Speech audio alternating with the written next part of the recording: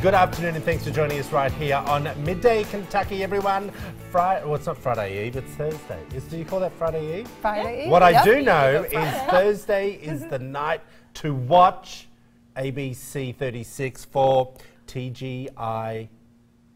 TGIT. TGIT. I was like, oh gosh, don't let me forget the last initial. Because of our favourite shows. But you know what I do? Thursday nights are not good for me because I stay up super late. Yeah. Because what I do is I record the shows and then I speed through so I can just get the gist of it, and then I go back and watch the whole thing. I will always watch them on Fridays after work. Oh, do you now? Well, I go to bed before they come on. Yeah, I know you do. Hey, how are you? Doing good. What's going on? Not a whole lot.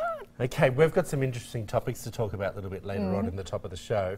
But first of all, we want to talk a little bit more about historical black women who made a lasting mark on history. And of course, who could forget Harriet Tubman? Tubman was born a slave on the east coast of Maryland. And so what are you laughing at, people? Tubman.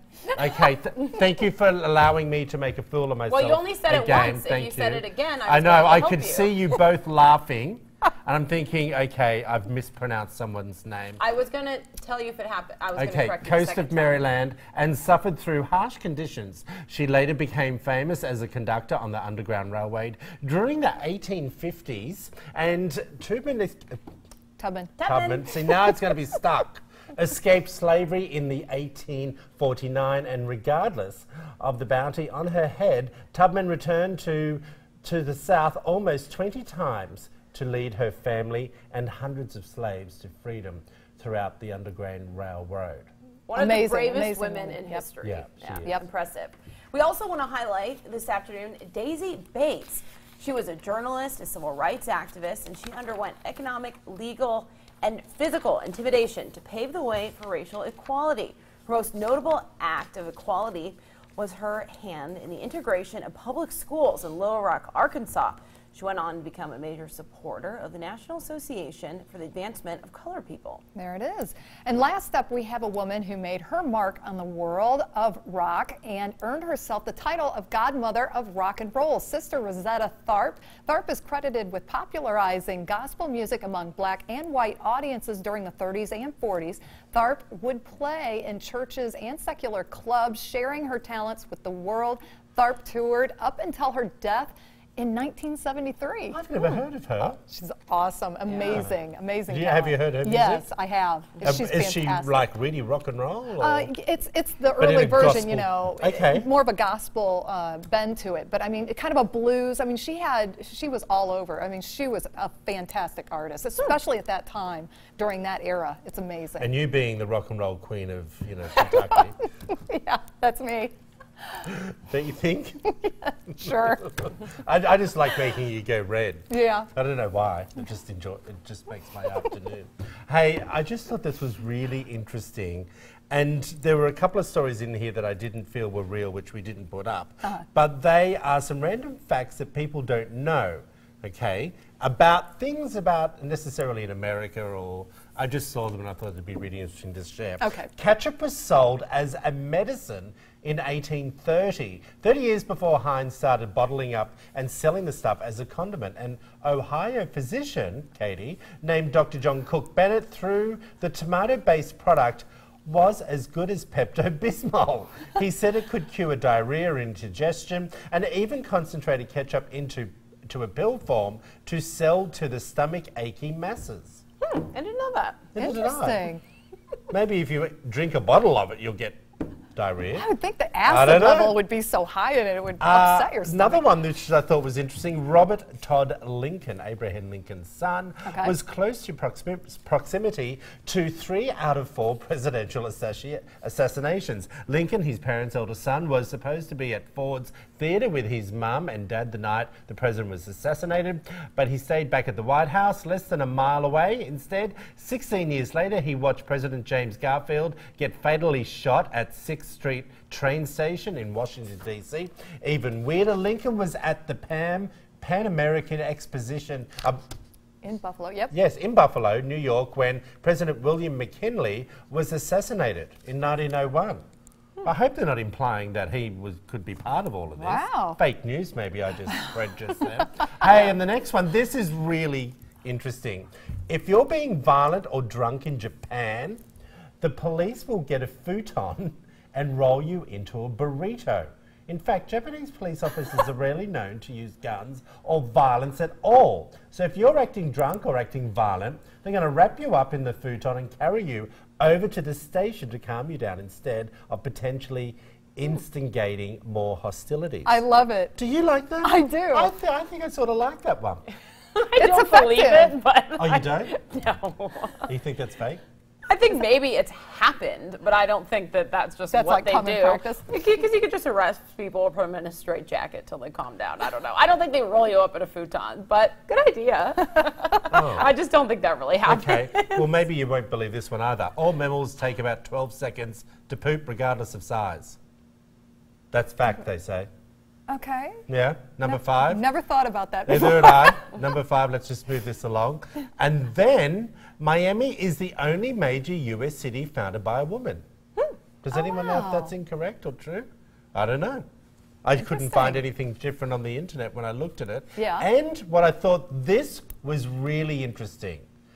Anxious travellers can play with mini horses at a Kentucky airport. Twice a month, Cincinnati, Northern Kentucky International Airport brings in 2 adorable mini horses named Denver and Ruby from a nearby farm to help nervous jet setters feel relaxed. Has anyone heard that? No, and Anyone I in the haven't seen control them there. room? What a great No. idea, though. I haven't heard that, Everyone's but a lot just- of airports do that. They walk around with like therapy dogs and stuff like I've that. heard so of that. I believe it. Yeah, it wouldn't surprise me. I mean, Well, it is did Kentucky. you hear just recently there was a blind man that is petrified of dogs. So one of the workers said, why don't we look at getting a miniature horse, like a mini, tiny little horse. Right. So, and they're training that mini horse to be A the seeing guide, eye. the seeing Yeah, the horse. seeing-eyed horse. horse. Yeah, that's wonderful. I mean, a horse is Yeah. very smart animal. They Don't you are think very that's smart, funny? very loving. But No, how I are they think going to it's- train the horse to poop and pee outside the house when it's time? They'll train it. They're Really? smart. Yeah, they can horses train are them. smart. Yeah. Okay. All right. Now, studies show that 80% of people abandon their New Year's resolutions come February 1. Here we are, people. February 8 or 9? Where are we at? All right. What was your resolution? I was going to drink more water, which I am doing. Oh, you are? How many do you drink a day? I felt like I was already drinking water, but I wanted to make an effort to drink water in the morning. So I'll do just a large glass right when I Okay. get up. Okay. What about you? I wanted to work out, kind of change up my workout routine, and I did that. I started up with Lydia, and she's been whipping me into shape, so I'm still hanging in there for dear life. Well, you haven't really been that often. I go once a week to see You haven't Lydia. been every week this year. I Let's missed be one real. week. Oh my gosh, he is such a watchdog. No, I've been Well, there it's just almost fact. every week. Almost every week. Have you been there every week? Yes.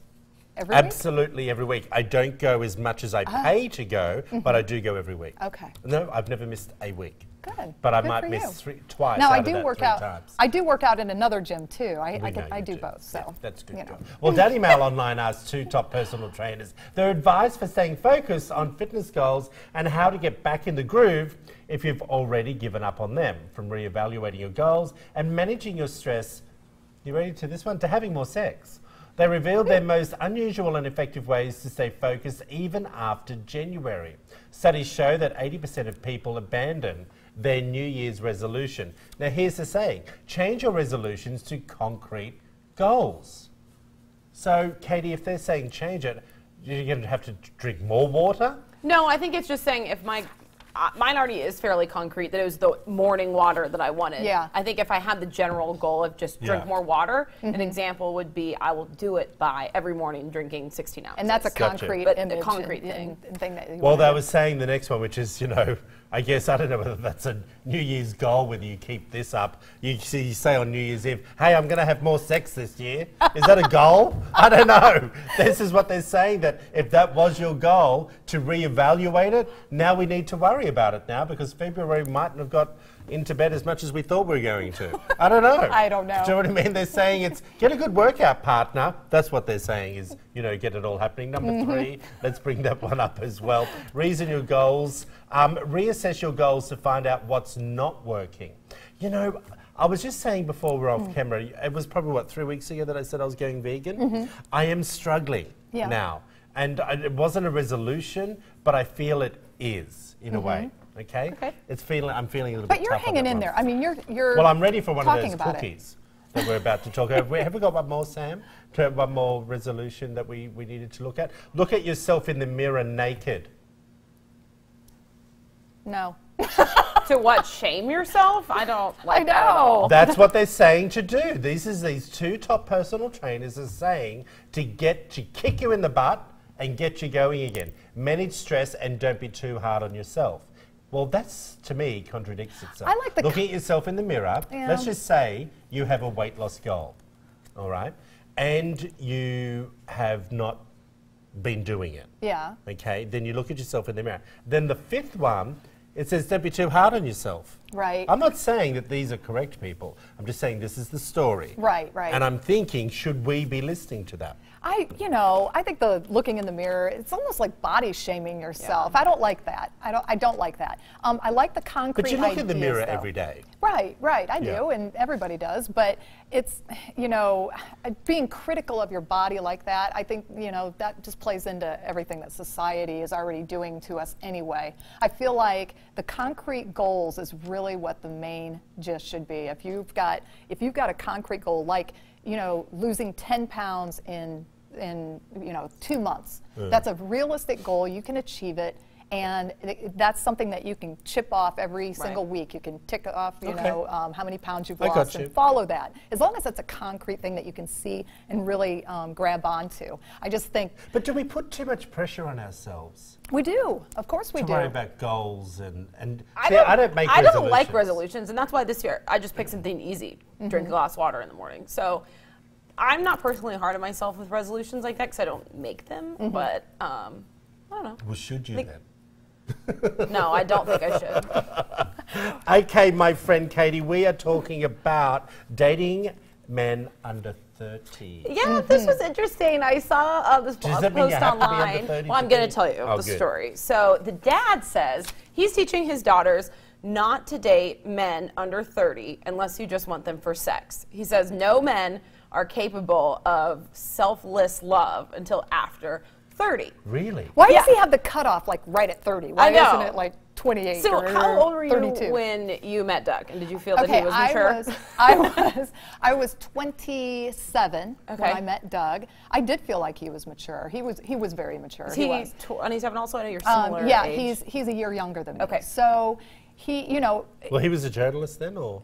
he was hosting a TV show, and he was working for a television station that also had a radio station, and he was working for both. Right. So he was doing sales, he was doing on-air stuff, everything.